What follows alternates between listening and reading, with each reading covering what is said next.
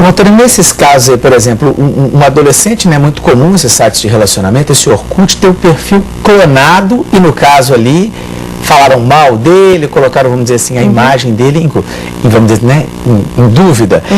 E a outra questão é que justamente uma pessoa tentando abordar outra numa sala de bate-papo. Isso já é considerado crime? Isso pode e deve ser denunciado? Bom, no ambiente virtual existem os velhos crimes praticados da nova forma, quer dizer, por meio da rede mundial. O que acontece? No caso aí, um cyberbullying, por exemplo, aquele perfil clonado. Seria antes um coleguinha falava mal do outro, fazia uma fofoca dentro da escola, isso no mundo real. No ambiente virtual, a forma que ele tem de fazer, de chatear o colega, é de trazer, clonar ou capturar a sua senha e invadir o perfil do site de relacionamento Orkut, que é hoje o site mais acessado de relacionamento, que tem mais usuários no Brasil. Isso não é a realidade de outras partes do mundo. Em outras partes do mundo são outros sites de relacionamento. Então, por isso que no Brasil o Orkut sim é a nossa preocupação. E nesse momento pode estar havendo aí um crime contra a honra, vamos dizer assim. Nós temos muitos casos nesse sentido, porque trazem um prejuízo aí, moral à criança, se sente constrangida no ambiente da escola e tal. Então, sim, nós fazemos, através do convênio que nós temos com a Google, nós pedimos a preservação daquela prova, ou seja, de quem que de alguma forma conseguiu fazer aquela invasão e fez aquele registro, inseriu fotos ou inseriu palavras aí que estão atentando contra a honra de uma criança, por exemplo, ou de alguém, e pedimos a exclusão imediata. E isso, através da ferramenta online, nós conseguimos e temos tido sucesso, pelo menos para cessar esse dano. Mas a iniciativa de buscar quem que praticou isso é somente da pessoa, porque é uma ação de iniciativa privada, sabe? Já ao passo, o contrário, se houver o aliciamento, como o jovem se referiu, de uma tentativa de aliciamento ou um aliciamento mesmo, na sala de bate-papo ou nos comunicadores instantâneos como o Messenger, Yahoo, etc. Sim, é possível haver, hoje é um crime bastante, a partir de novembro de 2008, tem uma pena até elevada, então é possível sim o Ministério Público atuar e tentar efetivamente chegar à autoria daquela tentativa, né? Perfeito. Wagner, e tecnologicamente é possível pegar esses rastros, quer dizer, quem criou um perfil falso, é fácil, é difícil descobrir de onde surgiu essa... Esse é um caso curioso, né? Eu acho que tem alguns aspectos aí que é interessante levantar. O próprio Orkut, né, salvo engano, me corrija, Vanessa, eu acho que você tem que ser maior de idade para ter um perfil no Orkut, não tem? Então você veja que... Na teoria, sim, na prática... Pois é, mas você veja que a gente tem uma situação aí que é frágil, porque ao mesmo tempo que um adolescente, uma criança, ela pode estar sendo, né, vítima de alguma coisa, mas ela mesma é uma infratora por definição, por estar participando daquela rede de relacionamentos. Então como que ela vai denunciar uma coisa que ela não deveria nem estar fazendo? Tá? Então esse é o primeiro ponto. O Orkut, ele é uma rede fechada que ele exige autenticação para você entrar. Então nesse caso você tem um mecanismo de autenticação e eles têm internamente o registro de quem teoricamente fez a mudança. Mas como qualquer pessoa pode entrar lá e gerar um perfil, e não há nenhum mecanismo de identificação ou de autenticação, então, por outro lado, isso é difícil.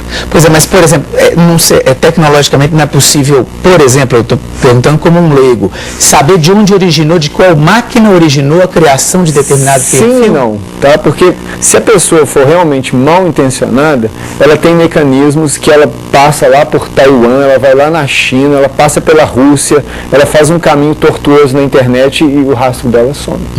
Tá? Há casos que eu já ouvi de que, assim, a pessoa é ingênua tecnicamente, então você conseguiu achá-la, tá? Ou seja, ela acessou o Orkut e fez aquilo de casa, aí você vai no provedor dele, que é brasileiro, e por lei a pessoa fala assim, não, essa pessoa estava do usuário tal, na casa tal, etc. Aí você consegue rastrear e achar a pessoa.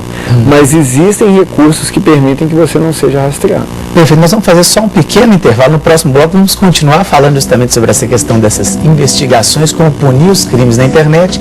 daqui a pouquinho, e também dar dicas para o seu filho para ele navegar em segurança na internet. É só um minutinho.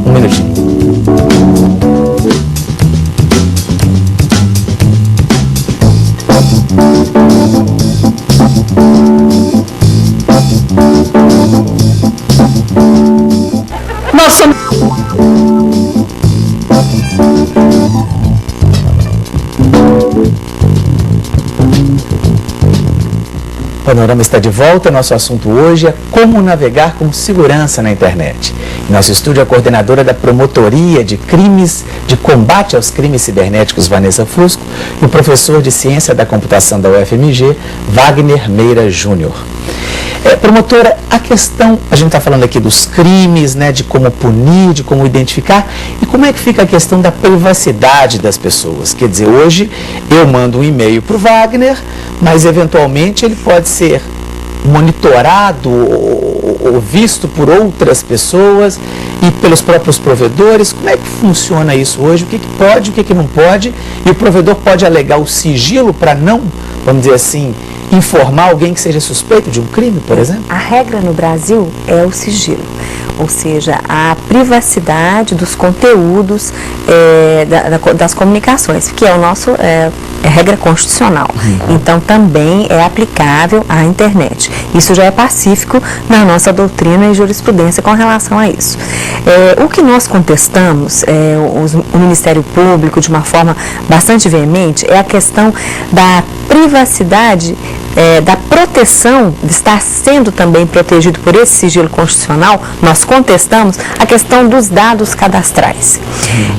Isto vai fazer uma diferença na hora de uma investigação, na hora de descobrir celeremente quem praticou aí um crime, por exemplo, como distribuição de pornografia infantil ou como aliciamento de uma criança para se exibir numa webcam e aquilo depois divulgar a sua imagem aí pelo mundo. Então, isso nós precisamos que se consolide, ou seja, os provedores de acesso, que são os provedores, as operadoras de telefonia, né, e os provedores de conteúdo, que são esses que a gente contrata para poder ter o acesso à banda larga, né, ou acesso de escada, enfim, que esses nos forneçam os dados cadastrais. Ou seja, quem é que está fazendo o quê? Isso, mas simplesmente vinculado ao processo que nós estamos investigando. O processo número tal, nós precisamos da identificação de quem é o dono daquele IP. Pronto, nós queremos saber o que trafegou, absolutamente.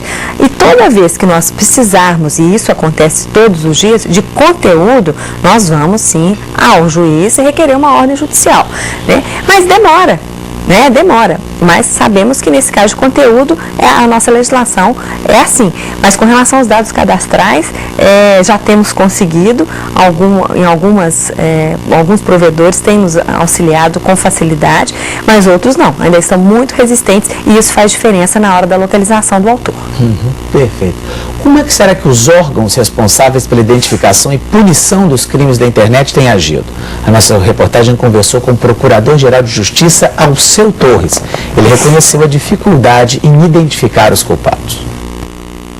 É muito difícil a punição desses crimes ao final, né? Porque vem um processo, eles são normalmente praticados à distância. Então, a partir do momento em que você descobre o crime, então pode ser que você vai levar um tempo maior para localizar o criminoso. Mas, via de regra, sim. Nós também estamos aprendendo a trabalhar com a velocidade deles, né? De deixar um pouco mais a coisa acontecer sem riscos evidentes, para que possamos aí fazer do flagrante. Mas eu diria o seguinte: a partir de agora, esses crimes têm sido punidos com mais frequência.